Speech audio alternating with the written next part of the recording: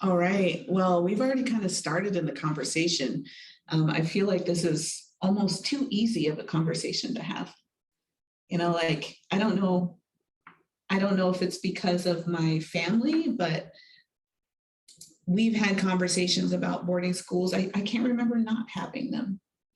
But I don't think it's the same for the era that you grew up in as the ones who's experienced it. Was there conversations about it after you left? No, the family never talked about it, which was really difficult. But once we get into the story, you'll understand that more, why that happened. Yeah.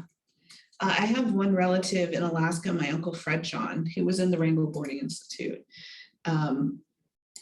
And he, in the recent, probably last 10 years, talks about it almost all the time, like on his Facebook page, on his, spending time with relatives. And sometimes I'm surprised by some of the feedback that he gets from people who are like, we shouldn't be having these conversations.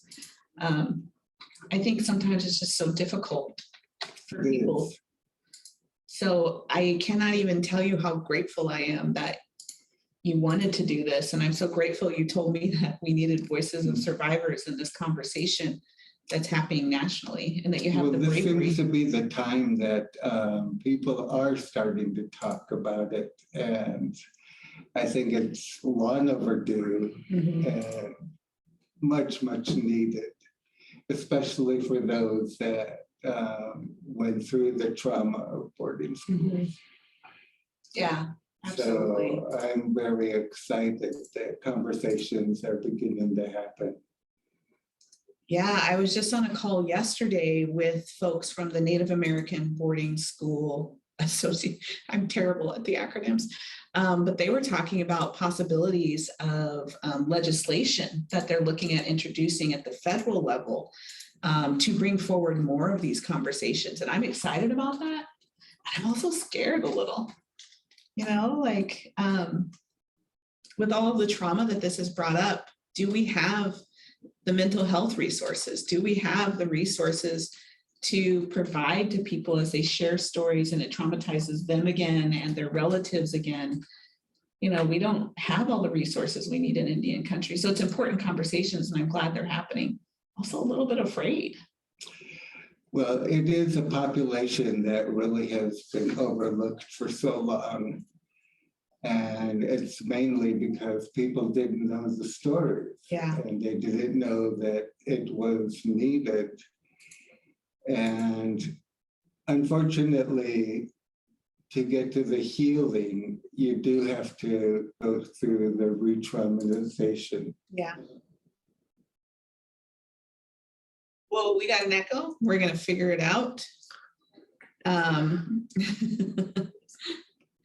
So the one thing I think maybe, Evie, is I kind of just want to get going. Yeah. And so this is actually being broadcast on the NAS, not on UIHIs. Yeah. So if you go to the UIHI page, you should be able to get it on there. But I think that we're just going to go ahead and get going and just have it start when we're able to with the Facebook part. So again, welcome everybody. We've already kind of started the conversation. I'm Abigail Echo-Hawk. I'm an enrolled citizen of the Pawnee Nation of Oklahoma on my father's side, but I was born and raised in the heart of Alaska, like my dear friend Bill here, where I was raised amongst the Upper Otna Athabascan people, where my mother was an adopted daughter of Katie John of Mentasta Village. So I was really lucky to be raised in an incredible community where love, grace, compassion, caring for each other is who we were. But I was also raised in a lot of trauma resulting from the way that the federal government was encroaching on our land and not allowing us to hunt. I was raised in a lot of trauma around survivors of boarding schools who experienced unspeakable things, as it's been called, but I think now is the time to speak them. And as a result of that trauma that they experienced, I experienced trauma that they, and not in any it was not their fault, but in a way passed down through the generations. Both on my father's side, on the Echo-Hawk side, my relatives were actually some of the first folks in the Carlisle boarding school in Pennsylvania. And then my relatives in Alaska were at the Wrangell Boarding Institute. My Pawnee relatives were also at the Pawnee boarding school on the Pawnee reservation. So I'm here to hang out with my dear friend, Bill Hall, who also brings a unique experience of being a boarding school survivor. And we're here to have a conversation and just hang out together, maybe answer some questions from folks, and just share a little bit about Bill's experiences. And so, Bill, if you want to do an introduction to hopefully of yourself. get the conversation going. Absolutely, a conversation that is long overdue. Yes. So if you want to do an introduction of yourself. Bill's so cool, everybody. I cannot even tell you. And he keeps saying I'm overdoing it, but I'm not. Hi, my name is Bill Hall. I am a Tlingit Indian from a small fishing village in Alaska called Huna. I come from the Raven clan, and I'm currently an advocate for the Urban Indian Health Institute on HIV. I've been living with HIV and AIDS for 37 years now. And so we are going to be talking about boarding school survivors today. And I hope this is just the first of many conversations that we'll have on this, because it is an overlooked population, but it's also a vital conversation that needs to take place for those of us who survived boarding school to begin the process of healing. Absolutely. And so Bill and I have been having these conversations, I would say, for years, as Bill is an incredible elder who advises our program, keeps us going in the right path, makes me not work as much. He attempts to. But when we were having the conversations and what was seen as discoveries of the 215 First Nations children, the bones of these babies that were found in British Columbia, we saw all this conversation start to happen, people being shocked and appalled, folks being like, oh my gosh, what happened in these schools? And that finding of those 215 children has been described as a mass grave. So when I think about a mass grave, I think of bodies piled on top of each other. Yes. And that discounting of who we are, of our children, of their mothers, of their fathers, of their families, of their tribes, of their communities, and of their ceremonies, that regardless of how you die should be done in order for you to be in the right place in that next world. The disregard for our children, I think, shook Indian country across Canada, across the United States. And I saw even our relatives in the Pacifica, Aotearoa, all of these other places just being traumatized by this. And while it is absolutely key for us to have these conversations, we also have to talk about how we move forward into healing. And so Bill and I, when we were having a conversation, I actually had him talk to my staff about his experiences, and also how he had moved forward into healing. And after that conversation, I remember you telling me you had been to some events and there just weren't enough voices of survivors. Yes. That the voices of those who experience this need to be the ones that lead. And what you reminded me of was, like, our cultural value is we would always go to our elders. We would always go to those who held the knowledge first. And so that's what we want to do here today, is go to the knowledge, to our elder here, Bill Hall, to his experiences, to his path forward into healing, into where he now is who we rely on to hold us in a good place as the Urban Indian Health Institute. So we're going to start this by showing a little video that Bill recorded. And who did you record this for? This was for Through Positive Eyes. It's a storytelling project for advocates who are living with AIDS or long-term survivors. And we tell our stories through pictures. So this is the video, the story that I did. Well, and I'm so grateful for Bill sharing the story. And for those of you on Insta, I am going to attempt to make sure you can see this video. It's not quite technical as it's literally my hands doing this, but we're going to try to make sure that you can also see this video. So I'm going to flip the camera around, or attempt to, and we'll go ahead. The story of my life, sadly, is not a unique one in Native American culture. This story can be told in 1,000 different ways, each story representing a person who suffered the same upbringing I did as a child, expressing deep emotional and mental scars and insurmountable pain. The trauma that we suffered was our being taken away from our families when we were young and placed in government boarding schools. I was 9 years old when my sister and I were taken, and what made this such a traumatic experience for me was that I had never been away from my family before. So fear and loneliness consumed me. I come from a small fishing village in Alaska called Huna.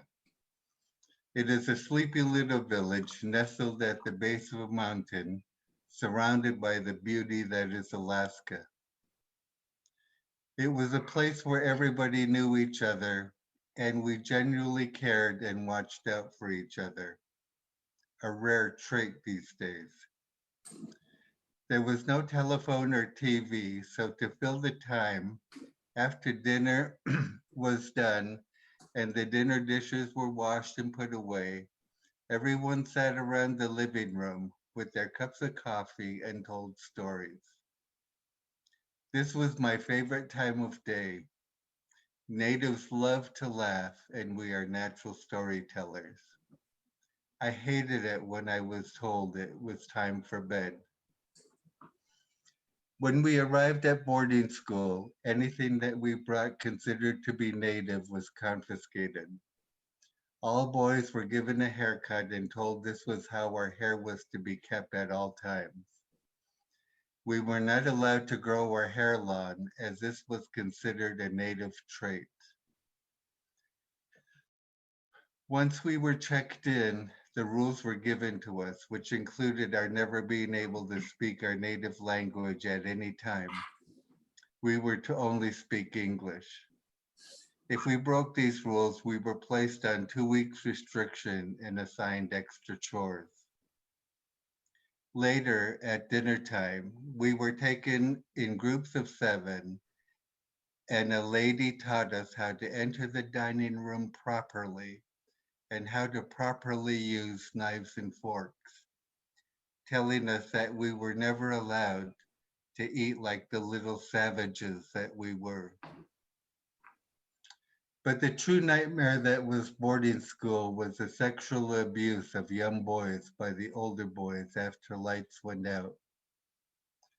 The first time one of the older boys crawled into bed with me, I thought I was dreaming. It wasn't until my pajama bottoms were shoved down and the older boy entered me did I realize that this was not a dream. The pain I felt was like any pain I've ever experienced before. I fought as hard as I could to get out from under him, but the older boy was just too strong for me.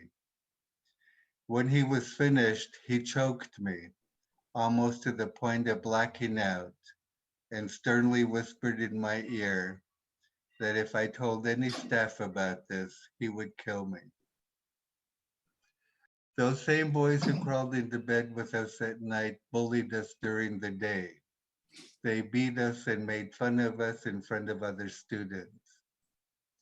I got used to the sex and I got used to the beatings. What really hurt were the words and the names I was called during the bullying. This went on until I was 12 years old when I became too old for the older boys. What this ongoing trauma did to those of us who experience this was that it killed our spirit. And as an adult, I could no longer stand to be touched in a sexual manner. At age 67, that is still the case. And because of this, I have lived my life alone, which led to a lifetime of intense loneliness and several suicide attempts. The rules that we were to abide by were designed to turn us into acceptable little white boys and to take the native out of us. And these rules were staunchly enforced. What this taught me was that being native was something to be ashamed of. And after years of instilling those rules in us, it worked. I took on those feelings of shame and I no longer identified myself as native. In later years, with the loss of my identity, I didn't know where I belonged. I wasn't white, but I no longer considered myself native either. I spent my life searching for my place in the world. On the brighter side, my heart knew that I was native, as every time I heard drumming, my heart would turn towards it. Needless to say, my life became a vicious cycle of depression, failure, and loss. How could anyone who didn't know who they were succeed? It wasn't until I became HIV positive in 1986 did my life begin to change, which literally took a lifetime of therapy to get me where I am today. My journey to becoming an advocate for the Native American community on HIV, I have come to believe, was by design. I started by volunteering for various AIDS organizations, which led me to joining community advisory boards, which exposed me to a vast education on AIDS, research, and how services for people living with AIDS came into being. Through my involvement with these groups, I came to realize that the reason Native Americans were the most underserved community with regard to HIV was that no one was speaking up. This bothered me, and when Defeat HIV, a group I was involved with, asked me to approach the Seattle Indian Health Board to let us come and do a presentation on cure research for HIV, I saw just how strong stigma on HIV was in Native country. Native communities believed that HIV was the gay disease, and our communities never even acknowledged that we existed. It took 3 years and the hiring of a new executive director who was very pro-AIDS for us to get our break. It was during the planning of our first event that God began to tug at my heart to step up and take on the role of advocate. No matter what excuses I came up with, the tugging never stopped. I had heard about these 3 Native women who contracted HIV, and they were so ashamed and frightened that if anyone found out, they would be disowned not only by their communities, but from their families as well, that they never sought treatment, and because of this, they died. When I heard about the first one, I thought, that's sad. Later, when I heard about the second, it gave me pause. When I heard about the third, it stunned me. I sat for a long period of time thinking about the fears and anxieties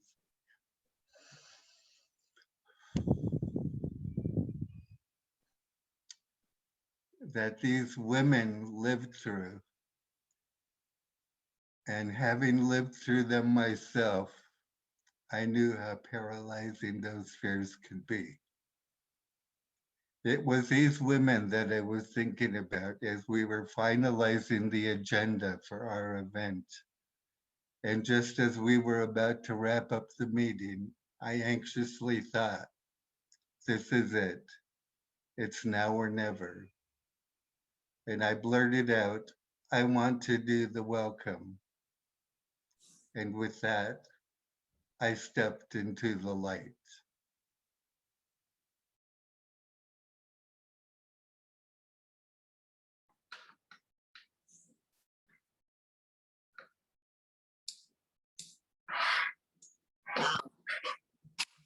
It's me every time, Bill. For those of you on Insta and those of you watching on Facebook, I'm putting this phone back so I can get back in this.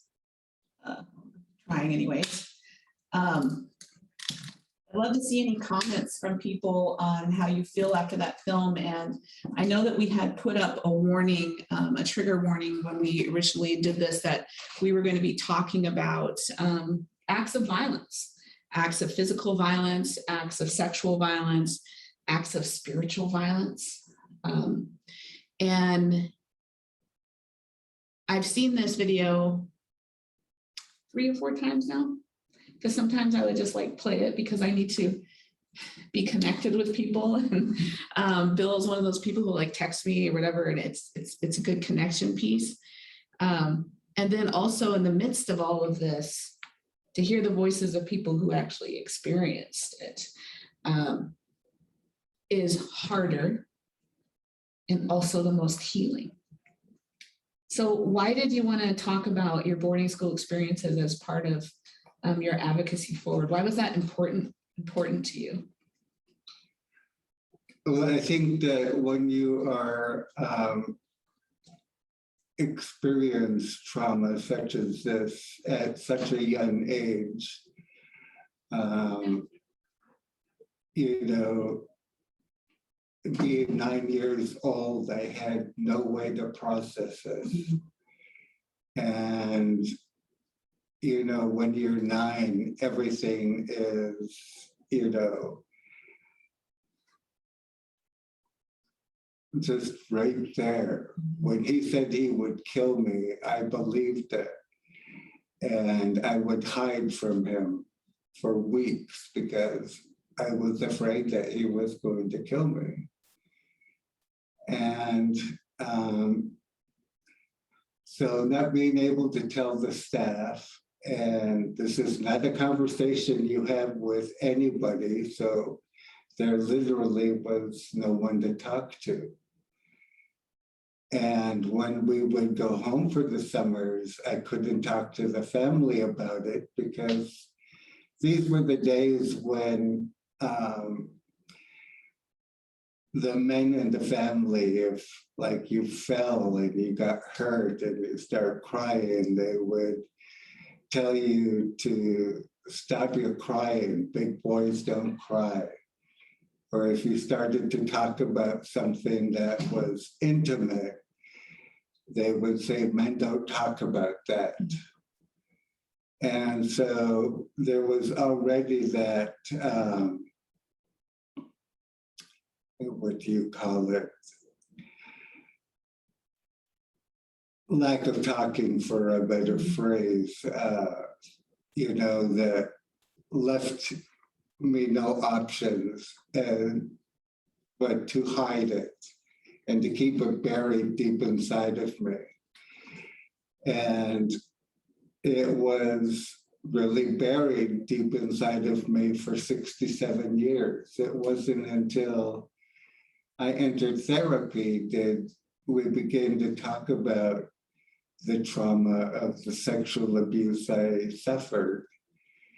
Because it was years of sexual abuse. It was years of the constant beatings. And to be teased and beaten in front of other students, especially the girls, was humiliating. And so it eats at you, even though you're not talking about it, it eats at you. And it dictates how you live your life because it's such a big secret that, you know, it just pretty much dominates, you know, the things you do, the things you think about. And so I think that, you know, what I went through, the therapy is what got me through the healing. And it was through my advocacy work that I realized this really needs to come out. This really needs to be spoken about, because you think of how many boarding schools there are in the United States. I think the first boarding school was opened in 1876. That's thousands and thousands and thousands and thousands of little boys that were sexually abused, that are hiding that deep secret. And it's painful. It is deeply painful. And it has real, you know, like I really did live my life alone. And, you know, loneliness is not something easy to live with. You know, through this, when the loneliness got really too much for me, I attempted suicide, and I attempted that 3 times. So I think that because I was able to go through the healing, and it is possible to heal. It takes a lot of work. It takes a lot of pain. And it's the pain that drives people away. And so I tell them, you know, you have to go through that pain.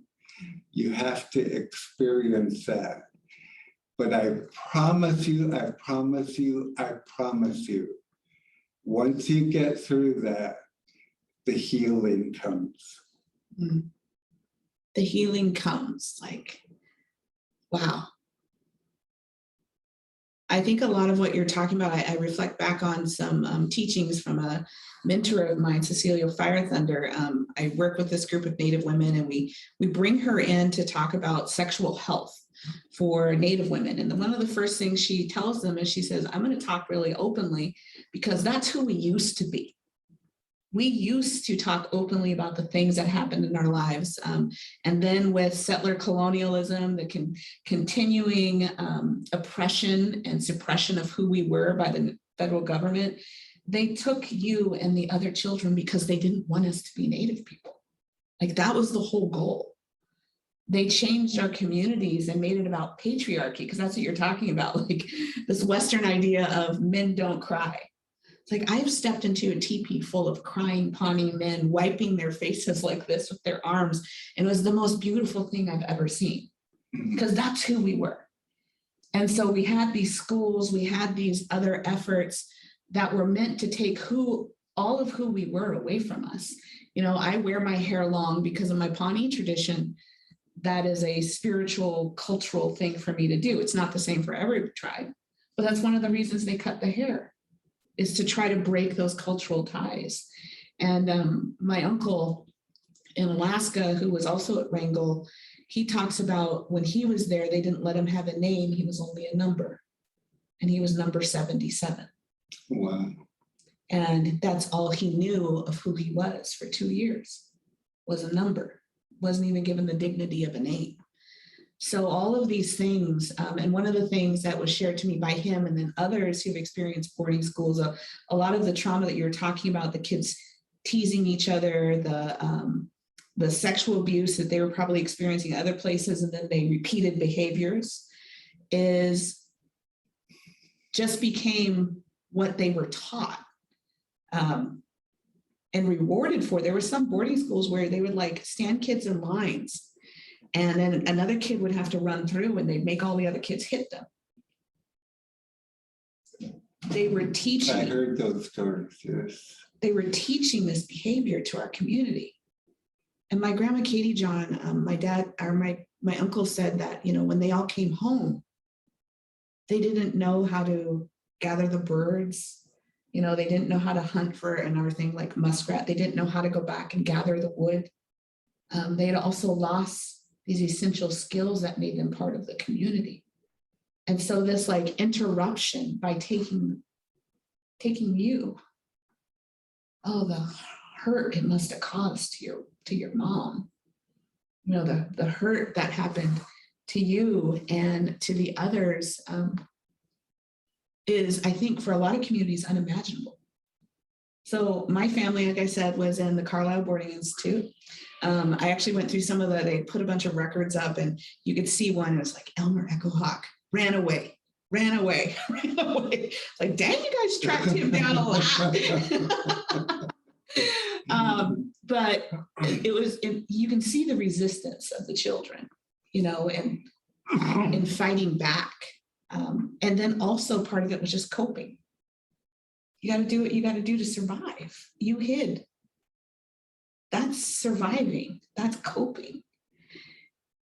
And a lot of these things that happened to you and to others, when they came back, you know, we saw increases in suicidality. We saw increases in substance misuse.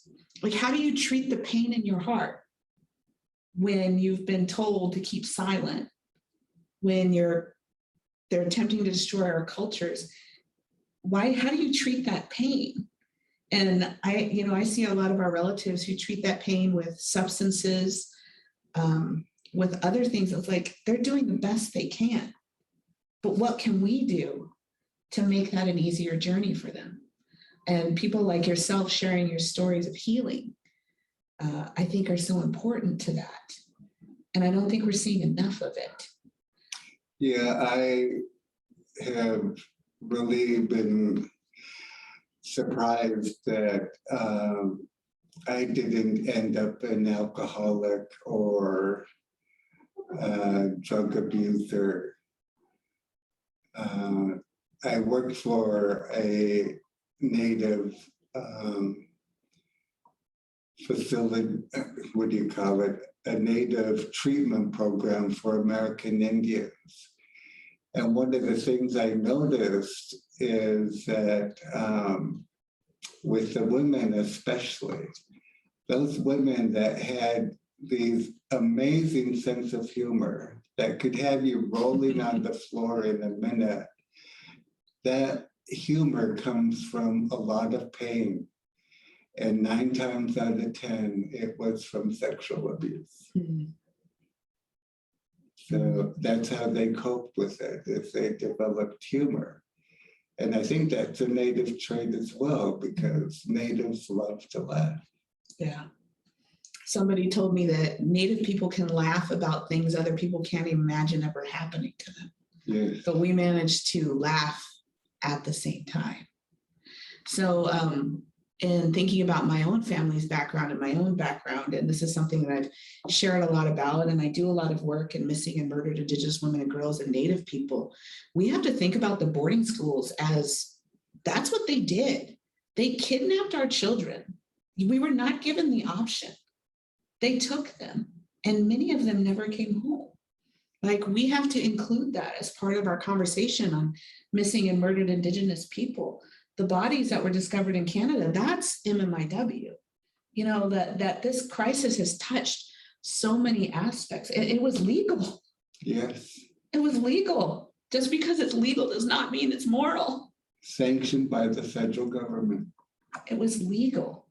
There was also some really interesting research done by the First Nations Development Institute out of Colorado that actually talked about, in some boarding schools, they gave the kids military rations. And so a 5-year-old was eating the same thing as a 16-year-old, and they were eating the exact same thing that was given to the military, and they were given a timed amount of time, and they had to eat everything on their plate, everything. You can actually trace that back to seeing obesity grow within our community, because you had to eat all of that. And here you have a 5-year-old. What is a 5-year-old in a military ration? Like, that makes no sense. All of these different things that were basically tested out, we can see the development of mental health issues, obesity, cardiovascular disease, diabetes. all tied to boarding schools and other things, but you can trace it back to the boarding schools. So if anybody's interested, look up some of that research that was done by the First Nations Development Institute.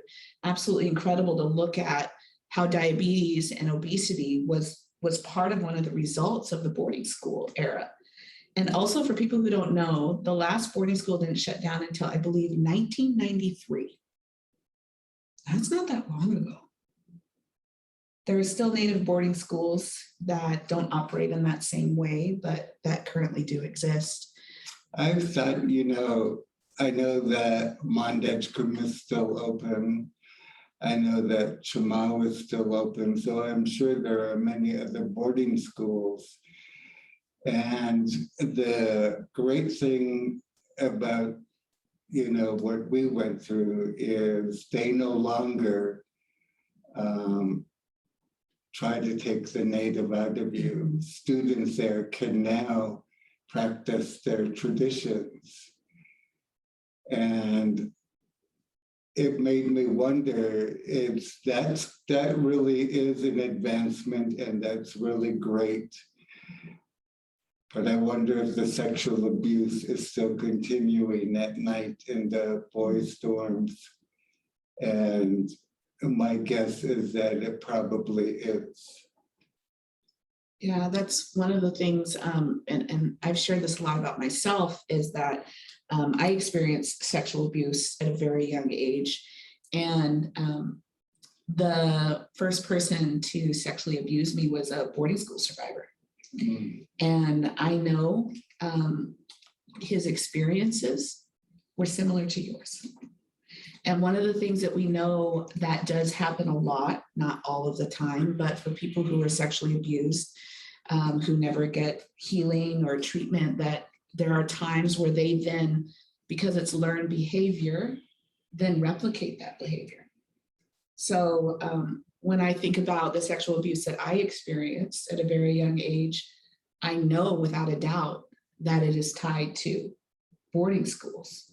And so when we think about how historical trauma is passed down, I experienced the same violence that I never want anybody else to experience.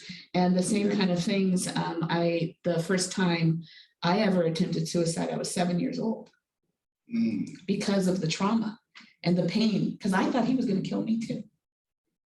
That same story, and I attempted suicide for the first time when I was 7 years old and made multiple attempts, I think, mostly up until I was 13. It's always I always feel like, how did I survive? How did I survive? And my parents, the most beautiful, incredible people who raised me in an incredible way. I know from my father especially, he never wanted us to experience the things he experienced or his family experienced. And then here now, when he found out he had this daughter who had lived through the same things he had tried to make sure it never happened. And it was very traumatizing for him. And because there was lack of resources, because the police didn't care, and they basically said, Indian girl and whatever, since none of that happened, my parents' way of coping with this was to never talk about it. The same thing, the silence. Like the men, yes. That doesn't surprise me because, as I said earlier, this was years of sexual abuse that the boys went through. And it doesn't surprise me that they would turn around and do the same thing, because it's a true statement when you say people do what they know. Mm-hmm. And that includes every aspect of their life. Yeah, and in forgiving, because I believe forgiveness for me was important, I had to look at the history of what had happened. And so when I was 20 years old, I was a teenager, I was pregnant with my first son, and I knew that if I didn't get some kind of healing, if something didn't happen, how was I going to live to be able to provide for this child? And because of the traditional value systems I had been raised in, I knew my responsibility as a mother. I knew that I had been raised in a very cultural, traditional way. And I didn't know how I was going to do that. And I knew the only way I could was to begin to heal from this. And so, again, my parents' way of coping, they did the best that they could. We had no resources from the police. We had no mental health resources. We had no access to counseling. We had none of those things. So for them, the best way was to never speak about it again. If they ignored it, maybe it didn't happen. But for me, that was devastating. So when I was 20, I began to talk. And I kind of forced them to talk. And out of that came healing, not only for myself, but for my parents and for my father. And then in a conversation I would had with my dad, he was telling me it would begin to heal his father, who is no longer with us, but we believe our ancestors are always with us. So when we think about that kind of healing that you were talking about, going to counseling, facing the pain that is so hard. It's so hard. It took me many tries. As soon as the pain got too hard, I would quit counseling. Mm-hmm. So it wasn't just the first time and I did it and I was successful. We're talking about maybe 12 tries before I got it.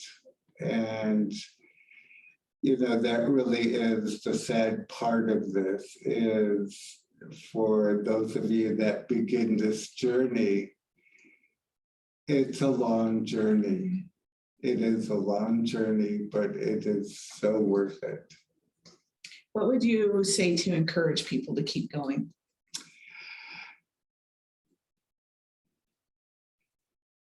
What I would say is the pain that you've been living with all your life will dissipate.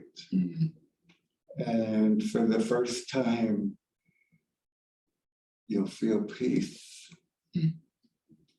And feeling that peace is just the most amazing experience. You know,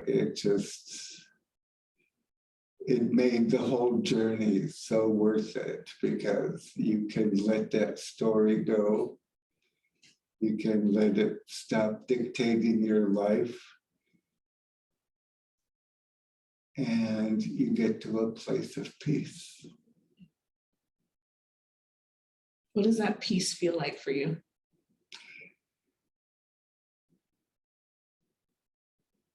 I felt like for the first time I could breathe. I didn't have to hide anymore. And that was a big thing for me. It's funny that you say that word about breath. So I've been thinking about breath a lot. I know it's kind of weird, but I was recently in Hawaii with my sister and my brother-in-law who's Maori. And one of the things the Polynesian people do is that they, in greeting each other prior to COVID, you would put your foreheads and your noses together and you would exchange breath, like that openness of peacefulness.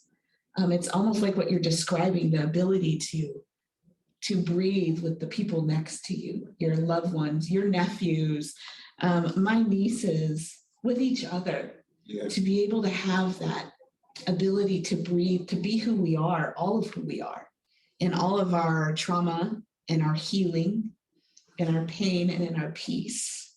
I always feel like for me, the journey that I've been on for healing, I know is never over, that there are times where I get triggered by things.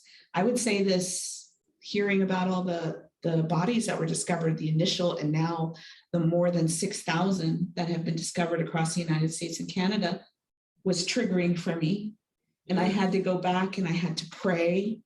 I had to sing. And I wrote. I write poetry and things like that. Like, I had to use the coping strategies I learned in counseling. I learned from our traditional healers. I learned from people like my dear friend Itai, who's watching right now, that I had to go back. How often do you go back to those coping strategies? Do you use the things that were, taught to you by the counselors and other people? all the time. It really is a gift to be able to develop those coping skills, because just because you've healed and gotten through all of that, it doesn't mean it just goes away and disappears. It's still a part of who you are.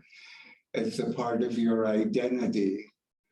And you're just on a different level with it now. One of the things that came out of this was I suffered from lifelong depression.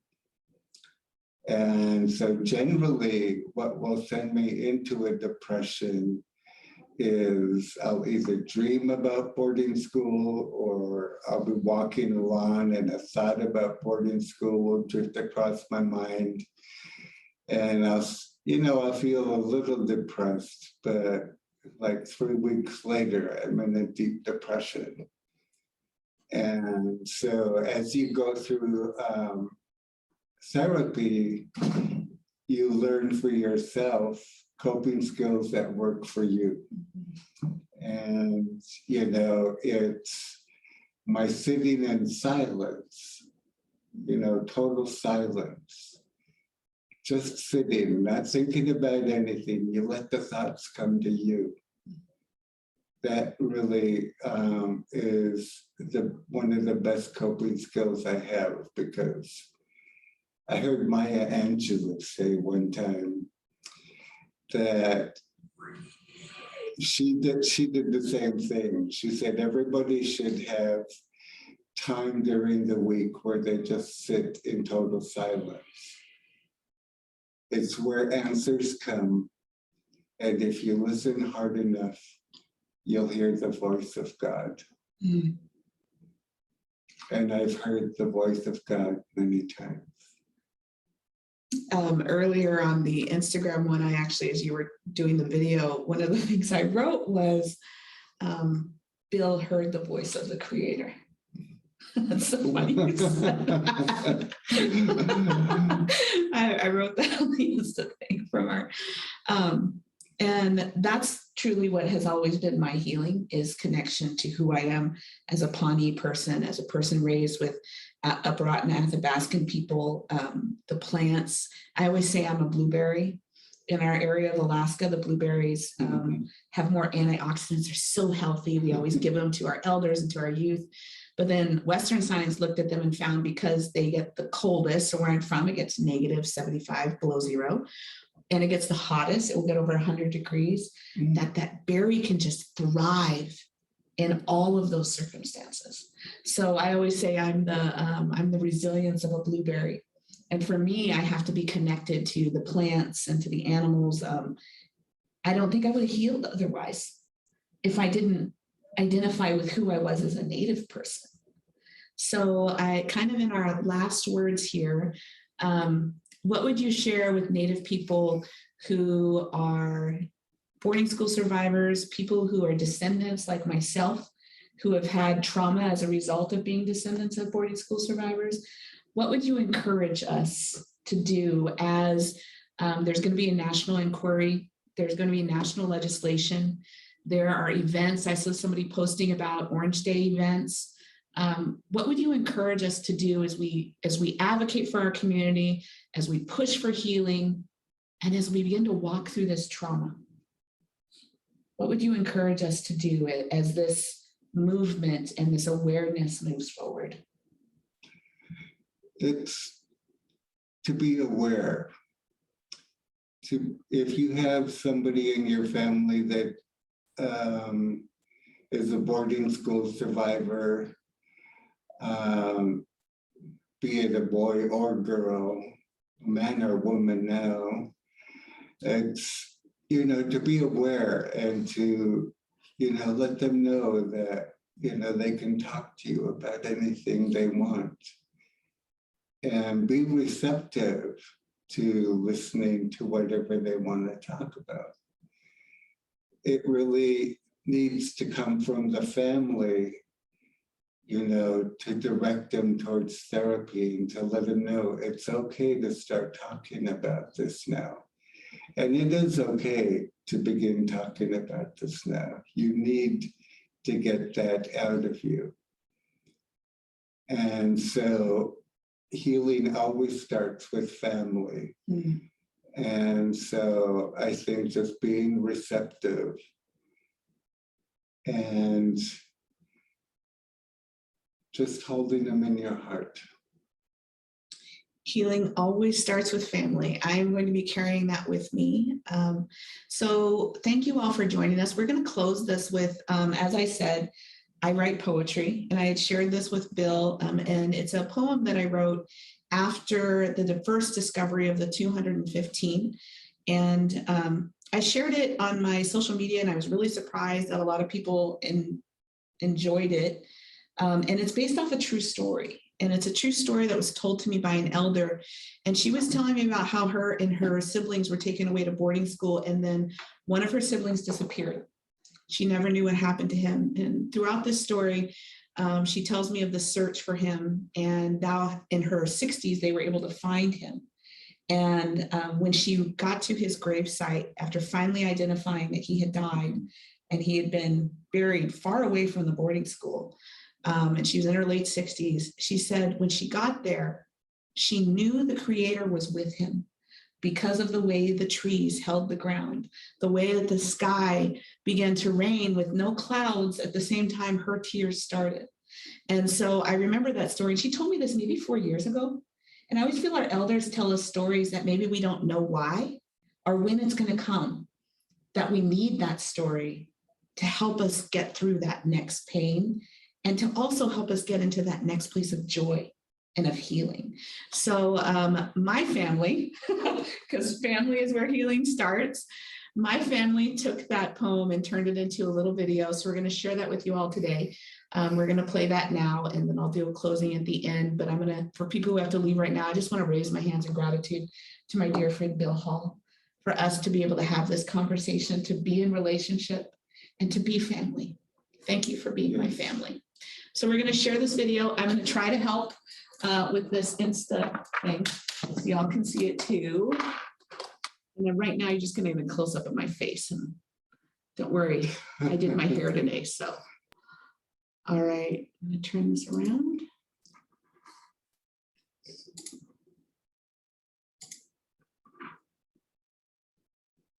When they bury the children,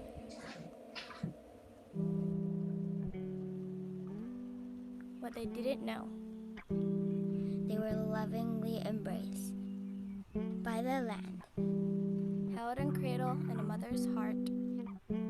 The trees wept for them with the wind. They sang morning songs their mothers didn't know to sing, bending branches to touch the earth around them. The Creator cried for them, the tears falling like rain. Mother Earth held them until they could be found. Now our voices sing the morning songs. The trees, the wind, light sacred fire, ensuring they are never forgotten as we sing. Justice, justice, justice.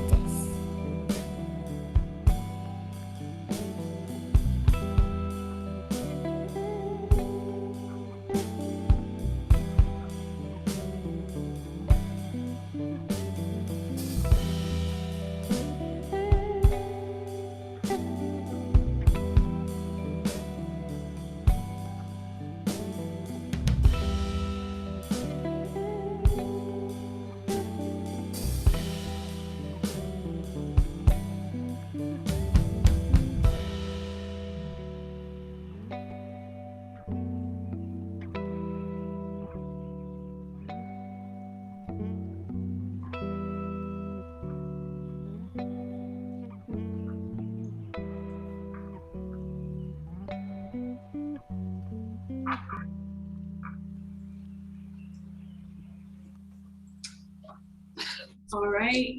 Beautiful.